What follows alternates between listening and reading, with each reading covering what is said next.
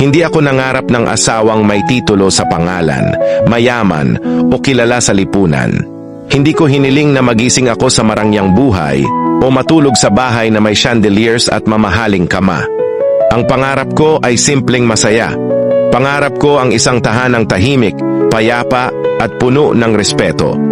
Ang mahalaga sa akin ay yung kasama ko sa hirap, hindi lang sa ginhawa. Hindi ko kailangan ng lalaking maraming pera. Ang kailangan ko ay lalaking may puso. Yung lalaking marunong tumupad sa pangako. Yung kahit pagod, uuwi pa rin ng may ngiti at halik sa noo ko. Gusto ko lang ng asawang mabuti, yung hindi kailangang bantayan dahil tapat.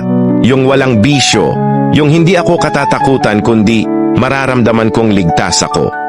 Ayokong mamuhay sa takot. Ayokong matulog sa gabi na may kaba kung sasaktan ba ako. Ang gusto ko lang ay respeto.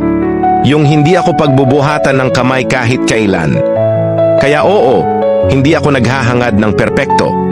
Ang gusto ko ay marunong magmahal, may malasakit, at may takot sa Diyos.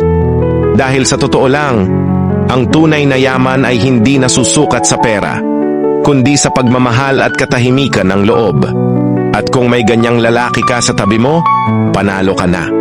Wala man siyang titulo sa pangalan, pero may dangal siya sa puso.